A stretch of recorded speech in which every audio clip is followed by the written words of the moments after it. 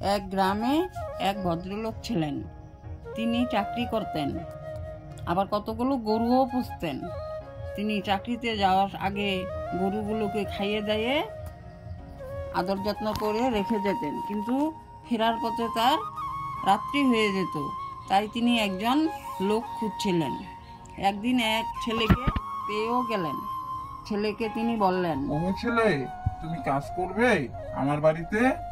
তা কি কাজ বলুন না, আমি করব। আমি তো চাকরি করি, কিন্তু আমার বাড়িতে কতগুলো গরু আছে। ওই গরুগুলোকে তুমি আদর যত্ন করে খাইয়ে দাইয়ে জল টল ভালো করে তারপরে গোয়ালে নিয়ে বেঁধে রাখবে। এইটুকুই তোমার কাজ। সারাদিন এই কাজেই তুমি করবে, আর কোনো কাজ তোমাকে করতে হবে না। এর জন্য তোমাকে ভালো বেতনও দেব। ঠিক আছে, আমি করব। আমি কালকে থেকে আপনার বাড়িতে আসব। বল্টু, তুমি এসেছো, ভালোই হলো। আমিও যাচ্ছি চাকরিতে। তুমি গরুগুলোকে দেখো কিন্তু ভালো করে, আর জলটাও খাইয়েও, কেমন? আমি তাহলে যাই। হ্যাঁ কর্তামশাই, আপনি যান, আমি ভালোভাবেই আদর যত্ন করব। তা কর্তামশাই তো চলে গেলেন, আমি এবার গরুগুলোকে মাঠে নিয়ে যাই। যা যা যা, হুট হুট হুট হুট। এই বেলা তোরা মাঠেই থাক, একবারে বিকেল হলে তোদেরকে নিয়ে গিয়ে গোয়ালে বেঁধে রাখবো। এভাবে একদিন যায়, দুদিন যায়, 3 দিন যায়। তারপর একদিন বল্টু একেবারে বিরক্ত হয়ে গেল। সে মনে মনে ভাবল, ধুৎ, কর্তামশাই যে কি কাজ দিলেন, আমার ভালোই লাগে না। ইস, কি পরিশ্রম রে বাপ রে বাপ! গরুগুলোকে মাঠে আনা, আবার জল খাওয়ানো, যত সব। তারিকা এমনিই গোয়ালে নিয়ে বেঁধে রাখবো, এত জল আমি কোথায় পাবো? খাওয়াতে পারবো না।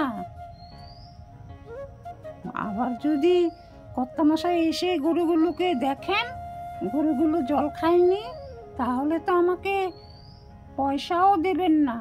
তাই এক কাজ করি, গরুগুলোর পায়ে জল ছিটিয়ে রাখি, তাহলে বুঝবেন গরুগুলো জল খেয়েছে, আর আমার বেতনও কাটা যাবে না।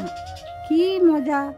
রাত্রেবেলা যখন কর্তামশাই এলেন, কর্তামশাই এসে বল্টুকে জিজ্ঞাসা করলেন, কিরে বল্টু, গরুদের আদর যত্ন করছিস তো? জল খাইয়েছিস তো? হ্যাঁ কর্তামশাই, সারাদিন মাঠে চড়িয়েছি, তারপর সন্ধ্যাবেলা গরুদের জল খাইয়েছি। আপনার বিশ্বাস না হলে আপনি গোয়ালে গিয়ে দেখে আসুন না, গরুগুলোর এখনো পা ভিজে আছে। ঠিক আছে, দেখে আসি। হ্যাঁ, গরুগুলোর তো পা ভিজেই আছে, তার মানে সে জল খাইয়েছে।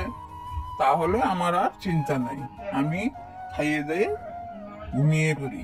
পরদিন কর্তামশাই আবার কাজে চলে গেলেন।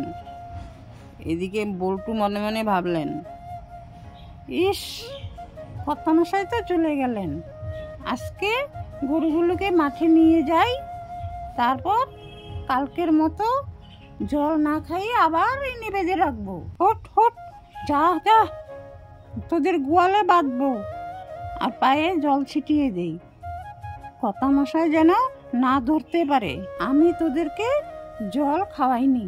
এদিকে গরুগুলো জল না পেয়ে একেবারে হাই হতাশ শুরু করে দিল। কিন্তু তারা তো আর মুখে কথা বলতে পারে না।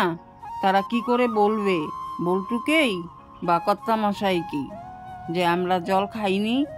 তাই তারা খালি শুধু চুপ করে থাকে, আর মনে মনে ভাবে, কি কষ্ট, জল খাচ্ছি না, জল পাচ্ছি না, আর গরুগুলো দিন দিন শুকিয়ে যাচ্ছে, একেবারে শুকিয়ে কাঠ হয়ে গেল। একদিন কর্তামশাই এসে বল্টুকে জিজ্ঞাসা করলো, কিরে বল্টু, গরুগুলোর চেহারা এমন হচ্ছে কেন? গরুগুলোকে কি তুই ঠিক মতো আদর যত্ন করিস না? না না কর্তামশাই, আমি তো ঠিক মতোই আদর যত্ন করছি, কিন্তু গরুগুলো শুকিয়ে গেলে আমি কি করব তা বলুন আমাকে। এখন তো বর্ষাকাল, ঘাস টাস বেশি মাঠে নেই, তাই হয়তো এরকম হচ্ছে। এভাবে জল না পেয়ে শুকিয়ে শুকিয়ে গরুগুলো একদিন মারা গেল।